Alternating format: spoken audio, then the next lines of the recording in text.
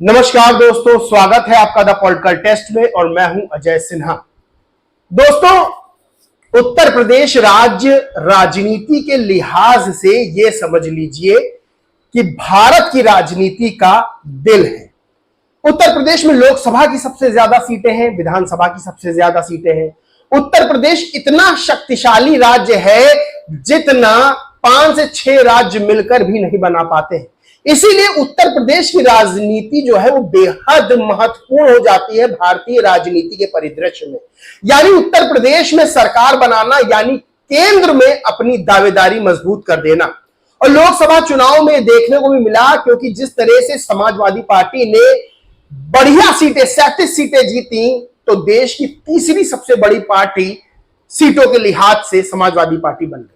अब उत्तर प्रदेश में 10 विधानसभा सीटों पर उपचुनाव है और 2027 में विधानसभा चुनाव है। इसके लिए सब जोर आजमाइश कर रहे हैं, क्योंकि उत्तर प्रदेश की राजनीति का महत्व छोटे से बड़ा नेता, छोटे से बड़ा राजनीतिक दल जानता है। और आज मैं 3 बहुत बड़ी पार्टियों के बारे में बात करूंगा जो जद्दोजहद कर रही हैं सत्ता के लिए, और सत्ता के बड़े दावेदार भी हैं। और किस तरह से राजनीतिक घटनाक्रम बदल रहा है, किस तरह से गेंद एक के पाले से दूसरे के पाले में जा रही है, जाती हुई दिखाई दे रही है, इस पर भी मैं बात करूंगा संक्षेप में। दोस्तों, अगर बात करें भारतीय जनता पार्टी की सरकार की, यानी योगी आदित्यनाथ की सरकार की, तो इस समय बड़े काले संकट के बादल सरकार पर मंडराते हुए नजर आ रहे हैं। ऐसा क्यों? क्योंकि जहां संगठन और सरकार में तनातनी देखने को मिल रही है, यानी केशव प्रसाद मौर्य जो डिप्टी सीएम है, वो लखनऊ से दिल्ली तक दौड़ लगाते हैं, और कहीं ना कहीं ये बात खुलकर सामने आ गई कि उनकी जो है वो सरकार में बन नहीं रही। और ये बातें बिल्कुल क्लियर है, राजनीति में बिल्कुल साफ है, इसमें ढका छुपा कुछ नहीं है। वही योगी आदित्यनाथ की छवि बेहद कट्टर प्रशासक की है। कट्टर प्रशासक ये, यानी जो है वो चाहते हैं वो करते हैं। और सबसे बड़ी बात यह है कि बीजेपी के कार्यकर्ताओं का एक बहुत बड़ा आरोप है कि अधिकारी उनके सुन नहीं रहे। और अधिकारियों को शय किसकी है, ये आप सब जानते हैं कि सरकार के बिना अधिकारी जो है वो एक कदम आगे नहीं बढ़ सकते हैं। अब बताएं कि आपको बीजेपी पर संकट क्यों मंडरा रहा है, बीजेपी की सरकार पर। ताजा मामला है कांवड़ मार्ग में जो मालिकों की दुकान है, ठेले खुंचे दुकान, ढाबा, रेस्टोरेंट, वहां पर लोगों को अपने अपने नाम चस्पा करना, जिससे कांवड़ यात्रियों को यह पता चले कि किसकी दुकान है किसकी नहीं। अब इस फैसले का विरोध होने लगा। पहले यह फैसला मुजफ्फरनगर में वहां के पुलिस अधिकारी देते हैं, बाद में खुद मुख्यमंत्री योगी आदित्यनाथ की मोहर उस पर लग जाती है और पूरे यूपी में यह लागू हो जाता है। अब विपक्ष इसका विरोध कर रहा है। बीएसपी सुप्रीमो मायावती तो बहुत स्पष्टता इसका विरोध कर रही है। अखिलेश यादव से लेकर प्रियंका गांधी तमाम नेता विरोध कर रहे हैं। लेकिन विरोध कहां मेन हो रहा है वो ये है कि सरकार के बीच में ही इसका विरोध हो रहा है, यानी एनडीए जो कि बीजेपी जिसको लीड करती है, उस गठबंधन में, एनडीए में इसका विरोध शुरू हो गया है। रालोद ने इसका विरोध किया और कहा है कि वापस हो ये आदेश। बिहार में पासवान, चिराग पासवान जो कि एनडीए के सदस्य हैं, मंत्री भी हैं केंद्र में, उन्होंने भी इस फैसले का विरोध किया है, इस फैसले का समर्थन नहीं किया है। वहीं और भी जो इनके सहयोगी हैं वो भी इस फैसले का विरोध करते हुए साफ तौर पर नजर आ रहे हैं। यानी एनडीए में इसका विरोध शुरू हो गया और बड़े स्तर पर शुरू हो गया है। और उन्होंने कहना शुरू कर दिया, यानी अगर रालोद का अगर देख ले तो साफ साफ है, जो रालोद के राष्ट्रीय महासचिव त्रिलोक त्यागी है, उन्होंने कहा दुकानों पर जाति धर्म का नाम लिखने की आवश्यकता नहीं है। यात्रा के दौरान अगर मांस की दुकानें बंद की जा रही है तो शराब की दुकानें भी बंद होनी चाहिए। दोस्तों, इस विरोध को ऐसे समझे कि जब आपके सहयोगी आपका विरोध शुरू कर दे, जब आपके साथ वाले आपका विरोध शुरू कर दे, तो ये समझ लीजिए कि एक तो आदेश से वो खुश नहीं है, और दूसरा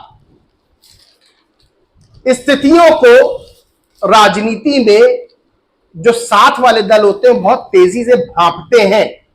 अब आज के पेपर में निकला है, अभी और बड़ी खबर आपको बताते हैं। खबर है जहां राज्य मंत्री उन्होंने इस्तीफा दे दिया बीजेपी की। किन्नर कल्याण बोर्ड की उपाध्यक्ष है सोनम चिश्ती। इन्होंने गंभीर राज्य सरकार में सुनवाई ना होने का गंभीर आरोप लगाया है और इस्तीफा दे दिया है।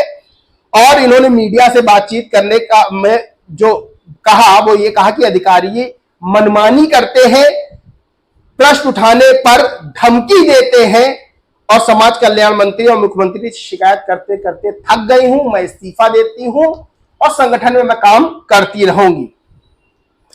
इसी तरह के बहुत से मामले ऐसे आ रहे हैं जब बहुत से बीजेपी के नेताओं के बयान सामने आ रहे हैं और वो अपनी शिकायत दर्ज करा रहे हैं। ये सारी चीजें मिलकर ये बताने के लिए काफी है कि सरकार में अंदर खाने बहुत बड़ी गड़बड़ चल रही है। यानी 2027 के चुनाव और उससे पहले जो उपचुनाव है विधानसभा के वो सर पर है और उस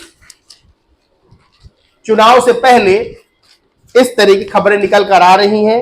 10 साल 2027 में हो जाएंगे बीजेपी सरकार को राज्य में।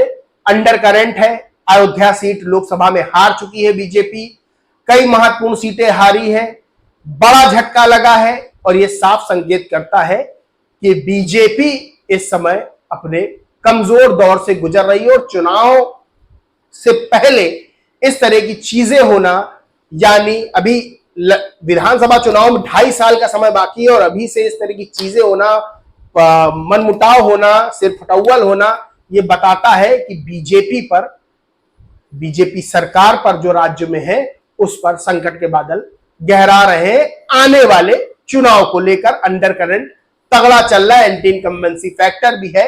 और जहां पेपर लीक जैसी घटनाएं होती हैं वहां उन घटनाओं को सुधारने के लिए इस तरह की चीजें ना हो, प्रदेश में रोजगार बढ़े, इन सब चीजों के जगह जो नाम वाली चीजें हैं कि दुकान पे अपने अपने नाम चस्पा करो, इस तरह के मुद्दे उठाना कहीं ना कहीं जनता को निराश कर रहा है।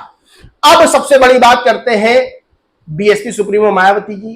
तो बीएसपी सुप्रीमो मायावती ने अपनी ताकत दिखाना, अपना पुराना तेवर दिखाना शुरू कर दिया है और इस मामले में जो नाम चस्पा किए गए हैं, ये आदेश जो आया है, इस मामले में साफ तौर पर सरकार से कहा है कि वो अपना निर्णय, अपना आदेश तुरंत वापस ले।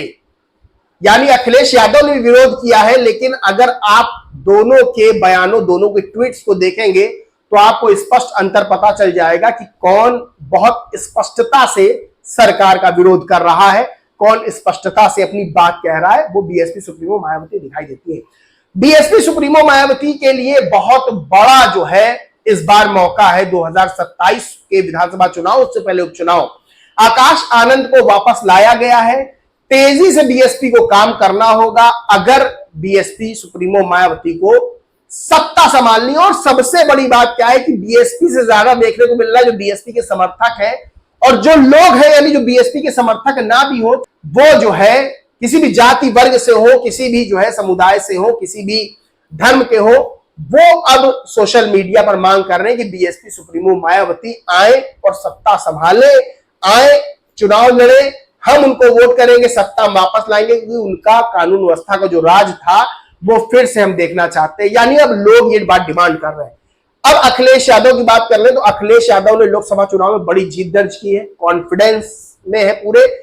अगर बढ़त की बात की जाए तो उत्तर प्रदेश में लगभग 217 सीटें विधानसभा की ऐसी हैं जहां पर लोकसभा चुनाव में अगर बढ़त विधानसभा सीटों के वोटों की अगर बढ़त की बात की जाए कि किन किन विधानसभा सीटों पर सपा आगे रही, तो लगभग 217 ऐसी सीटें हैं जहां पर अखिलेश यादव यानी समाजवादी पार्टी जो है बढ़त बना के उसने रखी है। यानी अखिलेश यादव पूरा कॉन्फिडेंस है उनको, वो इस समय खूब मजे ले रहे हैं केशव प्रसाद मौर्य, योगी आदित्यनाथ और बीजेपी सरकार को लेकर, और मानसून ऑफर भी दे देते हैं कि भाई 100 विधायक लाओ, सरकार बनाओ, इस तरह की चीजें। तो अखिलेश यादव कॉन्फिडेंस है। तो 3 है, एक बीजेपी सरकार जो है अंदर खाने में जो मनमुटाव चल रहा है, जो उनके नेता इस्तीफा दे रहे, मंत्री जो इस तरह के आदेश है उनसे जूझ रही है, इसका खामियाजा जो है कथित तौर पर 2027 में भुगतना पड़ सकता है।